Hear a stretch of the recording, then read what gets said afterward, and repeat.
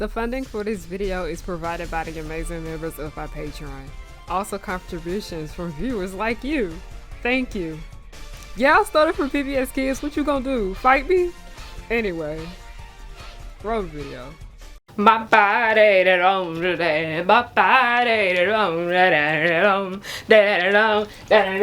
pow pow pow pow. Beyonce was in Turning Red. It's official. I won. I won.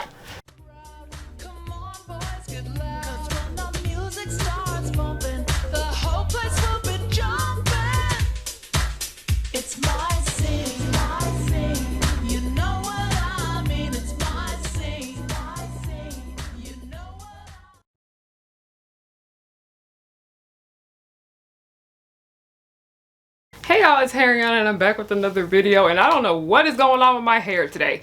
This was cosplay hair. I slept on it a weird way. I didn't wrap it correctly and now it looks like this. So I don't need no comments about my hair looking a mess. I know. Why are y'all so close to me? Hold on. Now back to our regular scheduled programming. Hi, hello, my name is Harriyanna and I like to make content based off nostalgia and family and children entertainment and all the issues that I find within those spaces. Now today we will be talking about the overhated Pixar movie that only been out for probably 12 hours, Turning Red. Now, how I discovered Turning Red is because last summer, me and my older sister, we went to go see Space Jam. And we saw a trailer for Turning Red, and it was simply just a trailer of a young Chinese girl turning into a red panda. And I was like, I don't know what the fuck this is. It looks weird as hell, but I want to see it. And then, what do you know? Twitter got a hold of it, and they trashed this movie before it even came out. Y'all, please stop watching Finding Nemo TV, and you know what I'm talking about. Stop watching them. Twitter got a hold of it. The wrong animation fans got a hold of it. And what do you know? Everyone's shitting on Turning Red, thinking that it's gonna be horrible. The most annoying thing about the entire situation with Turning Red is that the trailer only showed 2 minutes of a movie that is 1 hour and 47 minutes long. But then I realized where so much of this criticism was coming from. And it was just all rooted in misogyny and racism. And so many of the issues within our world. Let me tell y'all something. This is just a little rant. I'm gonna need y'all to start looking at movies and shows for yourselves before Twitter. Especially if it hasn't come out yet. Look at shit for yourself. Stop letting people's opinions on the internet affect yours. When I realized so much racism and misogyny was surrounding this film before it even came out, I knew I had to be there to stand up for it. I knew I had to be there for it. I will always be here to support women, but I will always be here to stand up for women of color. Especially women of color that work in the entertainment industry. What annoyed me the most when I actually sat down and realized where this hate was coming from, that being straight white men, I just laughed. I just fucking laughed because not everything is about y'all. Pixar has numerous different kinds of people working for them. Fuck you think they only gonna tell stories about white people and inanimate objects? Animation is not just for y'all. Animation is for everyone. Women of color deserve to have great stories and cartoons just like y'all. Like, remember that clip where Cree Summer was talking about someone told her that black girls don't watch cartoons and she was like, that's BS? There still ain't that many. Because there's this really crazy belief that black girls don't watch cartoons. And that we don't collect comics. And that we don't like sci-fi. And that's BS, man. We love it. Like, if you don't want to watch a movie about girls and women of color, that's fine. Stay out of women's business then. Peter is always in the women business. Are you Peter or are you Patricia? Because we need to figure this out. Oh yeah, also to other people that watch me that are not straight white men, this is why I highly recommend you guys make a channel, because so many of you guys ask me, Harry, I want to make a channel. Harry, I want to start doing cartoon commentary, but I'm scared. No, I encourage you guys to do so because straight white men think that they are only people that can appreciate animation, and they're not. Animation's for everyone. Now, what exactly is Turning Red? Spoiler alert, it's Disney's next edition of the ongoing series of dealing with your generational trauma and reading you to filth. Yeah, if you cried during Encanto, a lot of those tears gonna come back here. Turning Red is a film about a Chinese girl named Mei Mei who turns into a red panda when she is 13 years old. The panda was a gift created by her ancestor for the sake of protection and safety. But her family sees it more as a curse than a blessing. I know I have this ongoing issue about Disney continuing to have people of color turn into animals in their movies when they are the leads. But here in this film, that didn't really bother me because one, it was a Chinese woman that created this movie, and two, the panda actually meant something. One thing that annoyed me the most with Princess and the Frog is that Princess Tiana being a frog didn't really mean much of anything, but Mei Mei and her family turning into pandas meant something, and it was big. No pun intended, because they were big pandas. Mei Mei was the smallest panda, and she was only 8 foot tall. Like, she literally a foot taller than Shaq. This movie did it in a very clever way. Mei Mei turning into a red panda means a lot because it is this ongoing cycle of fuckery between their family, and Mei Mei turning into the panda and actually loving it results in a lot of issues. At the age that Mei Mei is at, this is the possible worst time for her to get the panda. Because she's in fucking middle school. The horror. I'm telling y'all, middle school is like hell on earth, okay? Middle school is Satan's play. It is garbage. Middle school is bad enough because you already got your period. You already got body hair growing in places that you did not know body hair was gonna grow. You get different kinds of body odors. You get pimples. And then you're also trying to figure out what the fuck your sexuality is. Also, did I mention that you have growing pains? Okay, I already expected boob pain, but y'all, I got knee pain for a good 3 months in middle school and I could barely walk. It was awful. And Mei Mei being a red panda does not make any of this better. But it actually does. While I cannot relate to being a damn red panda, I can relate to what the panda stood for. I can relate to what the panda meant. The panda literally represents puberty. Y'all see me, black woman right here, okay? Mei Mei and her family, Chinese, Asian people. We not the same race. We have different cultural backgrounds, but I could relate to them. Someone does not have to be the same skin color as you for you to relate to them. And also, I did want to mention this because I feel like this is just something that a lot of my friends of color can relate to, because I do have Asian friends and we talked and we realized our families were very similar. One thing I have noticed when it comes to parents of color is that they want their children to be seen as perfect. They don't want them to do anything that would make them seem like they are an issue. And that includes getting good grades. And parents of color, they're not doing this to be mean. They're not doing it to be hurtful. They're doing it because they know the world is not kind to them. They know that because their children are not white, they're not going to get away with certain things. It's interesting to see because when you look at the history of racism, you see that the shit that we are dealing with now, it's a repeat of history. It's just happening in different ways. I remember one time I sat down and talked to my dad and I was like, do you think me and my sister are gonna be dealing with racism? Did you really think so? And he was like, I'm gonna be real, I thought things would have been better. They are better, but there are still numerous kinds of issues. And that being white privilege is still a prominent factor to our school force and our workforce here. Remember that video I made about white woman tears? It only came out like 2 weeks ago. Yeah.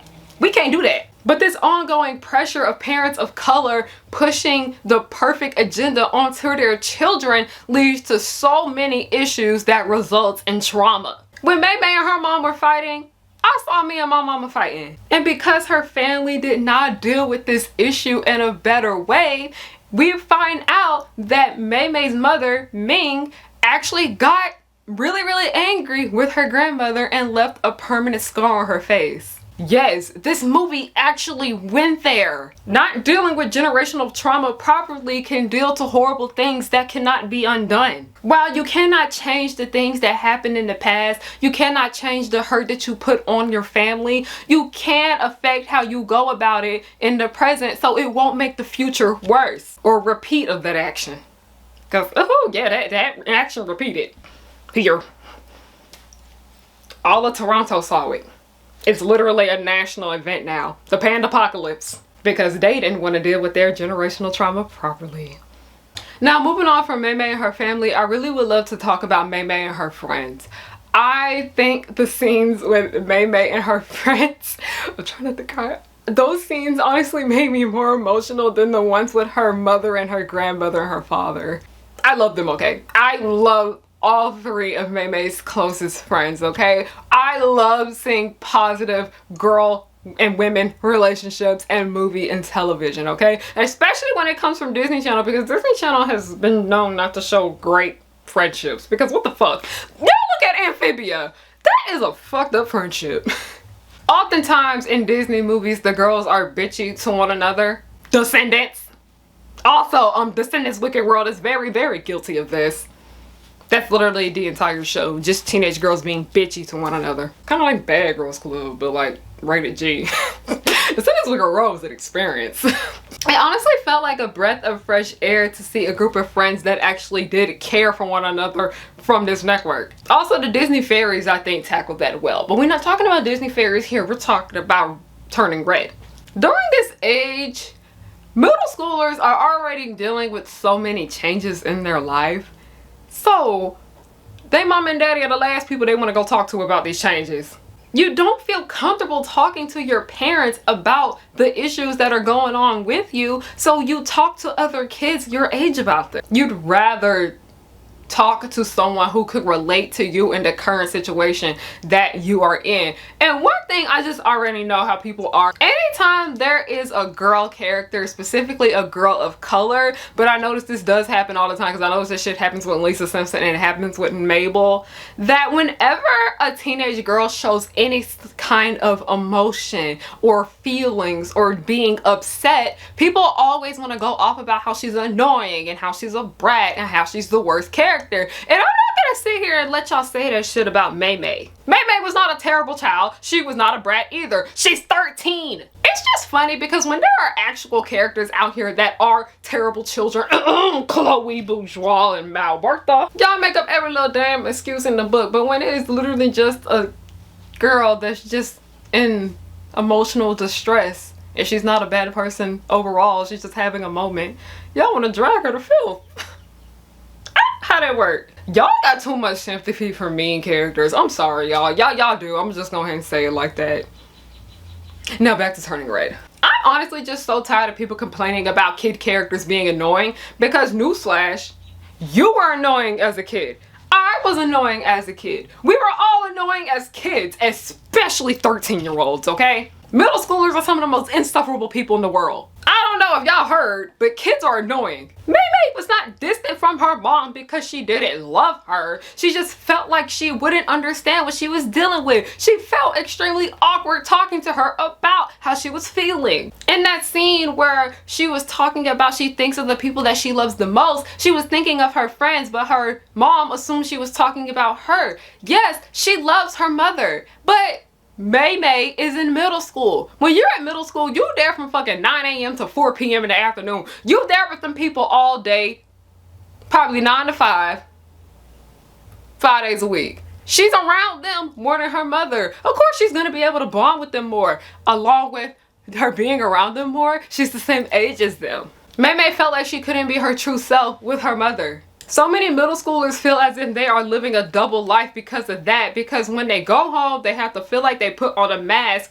because their parents are not going to accept them for who they are. We hide ourselves from our parents at that age because we didn't want to feel like we were disappointing them. I really wish that I had a group of friends like May May did in middle school because it honestly would have made everything that I was dealing with so much better. I really didn't have anybody that liked what I like. I really didn't have anyone I could talk to about the things I like without them laughing at me. I didn't have friends that didn't make fun of me. Fandom, like me and what many other people turn to deal with not having friends in middle school, to deal with it. Like looking at cool fan art and reading both shitty and great fan fiction. Specifically fan fiction about characters my age so I would feel less alone. I felt like fictional characters during that time period of my life were my only friends and people that I could trust because I could sit here and tell my fictional characters that I think are my friends in my head. I can sit here and tell them my deepest, darkest secrets and all my issues and everything that I'm feeling, and knowing that they won't go and tell somebody else at school, and then I'm a laughingstock. This movie hit a little too close to home. More emotional for me because it was just so wholesome. It was just so nice to see that she had friends that actually did care about her and wouldn't go around and telling her business and being super duper nice to her. Like, yeah, they were playful with one another, but they weren't necessarily mean to each other. Like, they were very accepting of Mei Mei for who she was. They were a little scared and freaked out when they found out she can turn into a panda, but they realized that she's not dangerous. She's still their friend. And they accepted her. It was beautiful to see. Like, when people in middle school found out that I like anime and cartoons, they bullied me for that shit. I remember specifically one time in class I was reading a manga and this girl saw that I was reading it and she was like, those books are stupid. And I was just like, can I just be a nerd in peace? Can I just read Sugar Carrot in peace, please? Leave me alone. I know Sugar Carrot got issues, but it owned me in middle school. Leave me alone. As someone who went through this period of my life where I felt like I had no one, I was extremely lonely, and I turned to fictional characters and cartoons to feel kind of popular. It makes me really, really happy to see Mei Mei had a good support group at this stage in her life, because this is the stage where friendship is the most important. Turning red was extremely painful for me because it felt real. At least it felt realistic in my eyes, because this movie captured the middle school phase perfectly. Something that I have not seen been done good in a long time. I know there are so many kinds of materials that I do need to sit and watch, because y'all keep asking me to watch The Babysitter's Club, and I will, because I used to read those books so much when I was little. Give me time. Like Mei Mei, I did have a celebrity crush.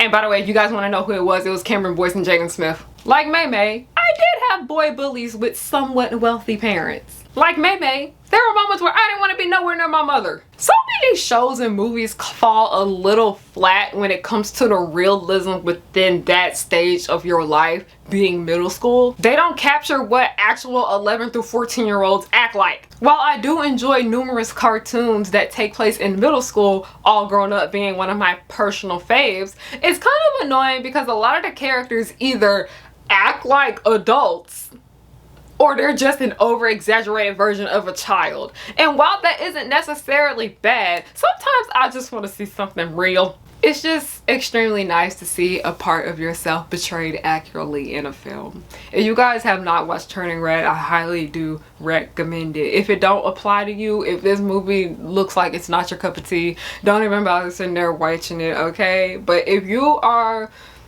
a girl or were assigned female at birth, and especially if you are a person of color, this movie really will touch you. I love this so much. I highly do recommend it. This is the first time in a while where I've actually really enjoyed a Disney movie like this.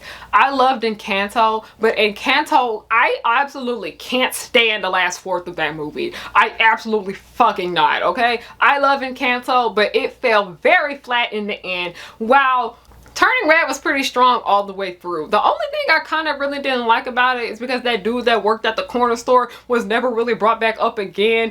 That kind of annoyed me, but that's just picking at the bottom of the barrel. I absolutely love this film. If you guys want to support me, I have Patreon, I have Buy Me a Coffee, and I have Ko-fi links. Those are all my donations. Links will be down below. If you guys want to purchase merch at harriyannahook.com, you can get these cute ass necklaces. This one says Bugaboo, as in Lady Noir Bugaboo. And then this one says Hook, like Captain Hook, me, Harry Hook, Harriyanna Hook, CJ Hook, Harriet Hook, Killian. Oh, what's his last name? I don't know. Y'all know Captain Hook, the pirate gang. You guys know another way you can support me for free. I have a web series called The Progenies. It is a Descendants fan series. It is about girls of color just trying to get through boarding school. Highly recommend, well, because it's my show. But the link to that will be down below if anybody wants to check that out. Also, another way you can support me for free is just follow me on everything at Harriyanna. HARRIYANNA. Thank you guys so much. I'm stuttering, y'all. It's been a long day, okay? I love you guys. Thank you so much, and have a good night.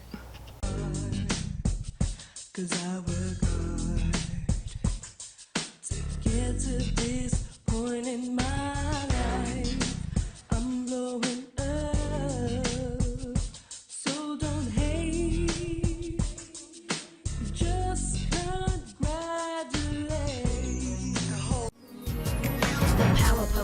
will just blow your mind. Buttercup like villains 3 at a time. Bubbles will smile while kicking your butt, and Blossom will lead them out of their rut. Cherish and Powerpuff, 2 of a kind. Both wanna save the world.